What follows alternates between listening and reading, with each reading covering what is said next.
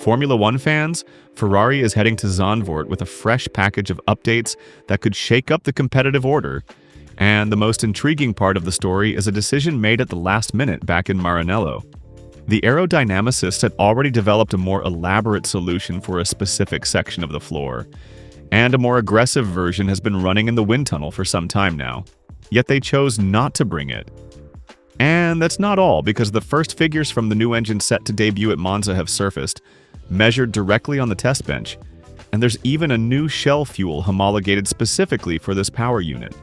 It'll also tell you about a component Ferrari will run in the Netherlands, but without one very distinctive piece that the Maranello engineers affectionately call the Christmas tree.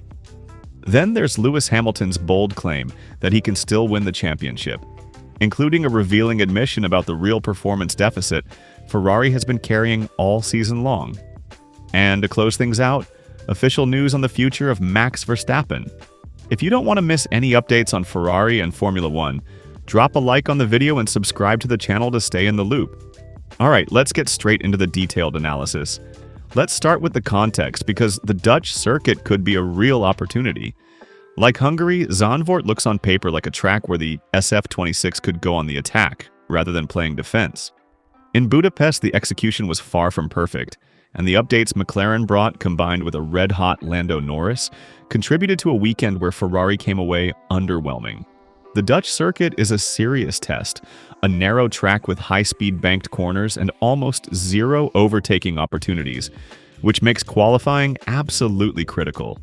There are 14 corners, 2 of which are banked at 18 and 19 degrees, putting enormous lateral loads on the tires on a low-grip surface, constantly dusted with sand blown in from the nearby beach.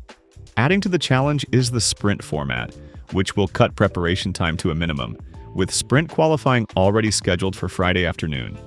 As Frederik Vasseur explained, Zandvoort marks the start of the second half of the season.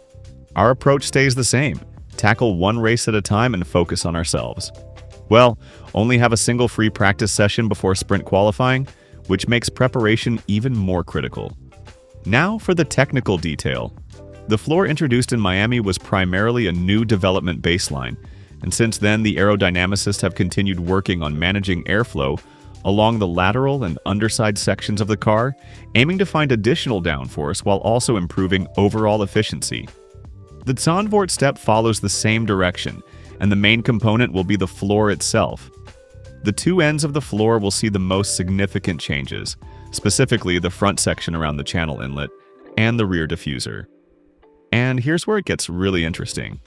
Initially, the work had also involved the outer edge of the floor ahead of the rear wheels, an area that had already been updated both in Miami and Barcelona. But more recent analysis led the team under Loic Serra and Diego Tondi to revise part of the program. Some of the solutions developed for the trailing section of that edge simply didn't deliver convincing enough results to justify immediate introduction. And this is the key point. A more developed version of that area has already been running in the wind tunnel for a while, compared to what we'll actually see in the Netherlands. Maranello therefore chose to stay closer to the current specification, giving the aerodynamicists more time to refine the concept, rather than signing off a component just to hit a production deadline. That said, this does not mean Zandvoort will be a scaled-back update. The package is exactly the step that was planned for the season resumption. It simply doesn't require replacing the entire floor. Ferrari continues to develop in targeted areas, progressively evolving a platform that from Spain onward has become the true technical foundation of the SF26. Moving to the rear of the car, there's a genuinely curious detail. Ferrari is expected to run the wings seen in Hungary again, though with some differences in the additional elements. At the Hungaroring, that wing represented one of the configurations designed for high downforce layouts, with Maranello working very cleverly, using every slot allowed by the regulations to maximize available load. At Zandvoort, the demands remain high downforce, though with a slightly smaller step. That's why the wing itself should stay, along with the side flaps, but without the most prominent and extreme central cascade flap structure, the one that the Maranello team jokingly calls the Christmas tree. It's an element that can be fitted or removed depending on requirements, even within the same race weekend. That tower of elements is expected to be reserved for circuits with even higher aerodynamic demands like Singapore and Mexico City. The combination of an evolved floor and a well-known wing configuration will allow the engineers to accurately quantify the contribution of the new components right from the first laps of the single free practice session. And now the part you've all been waiting for.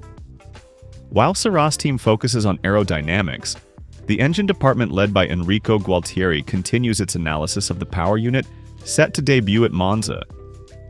The reliability threshold is nearly reached, but endurance testing is pressing ahead to put the new components through the stress levels expected from the performance increase. Here's what's been done. Work has been carried out on the Garrett turbine, keeping the same diameter but modifying the angle and number of blades on the rotating element to deliver better filling at higher engine speeds. In parallel, the combustion chamber has been redesigned, with an increase in the temperature of the flow entering the cylinder head from the compressor, which benefits peak pressure during the combustion phase. There's also a new shell fuel, homologated specifically for the characteristics of this engine, which according to reports will bring a meaningful efficiency gain. On the test bench, 13 or 14 additional horsepower have been measured, partly the result of the fuel evolution as well. But running with very lean mappings makes it essential to keep a close eye on reliability, particularly on components that have never caused issues before but could be affected by the higher stress levels. There's another development worth highlighting. The engineers have also modified the torque delivery to reduce potential wheel spin out of corners, addressing one of the SF26 known weaknesses, even though the car excels under braking and in the turn-in phase. The benefit is twofold: more power, including better support for electrical energy recovery, and less energy wasted under acceleration, with improved protection for the rear tires. A meticulous, joined-up effort that demonstrates just how tightly the different departments at Maranello work together. Now let's hear from the driver. Lewis Hamilton is convinced the championship is still completely open, despite being 50 points behind Kimi Antonelli, because he has half a season remaining and a new engine on the way. His words contain an important admission. The way we've managed this season has been incredible so far, especially when you consider that we've probably been carrying a 3 or 4/10 deficit in top speed and straight line power. We haven't brought updates for 2.5 race weekends, but more are coming soon. I think the second half of the season will look very different. 3 or 4/10, lost every lap just on the straights. That's exactly why the new engine matters so much. There's one detail that supports Hamilton's point. Ferrari's 2 victories this season came on tracks that were among the least suited to the SF26. Toto Wolff still believes those wins were down to his own team's mistakes, but Hamilton sees it differently, crediting the Scuderia's ability to extract the absolute maximum from whatever package they have available. But Vasseur was crystal clear that the focus can't rest solely on the power unit. We know where we need to improve on the engine side, and we will. But chassis development is equally high on the priority list. Maintaining the development pace is what matters most. We close with the official news that arrived at Zandvoort. Max Verstappen will continue as a Red Bull driver through to the end of the 2030 season. The team has confirmed the extension with the 4-time world champion, cementing a partnership that began in 2014. Together, they have won 4 drivers' titles, 2 constructors' championships, and 71 races, and the renewal comes at a moment of deep technical transformation for Milton Keynes. The driver's own words say it all. The team is like a second family to me, and I truly feel at home here. Continuing with the same team I've spent my entire career with is something really special. This fight is far from over.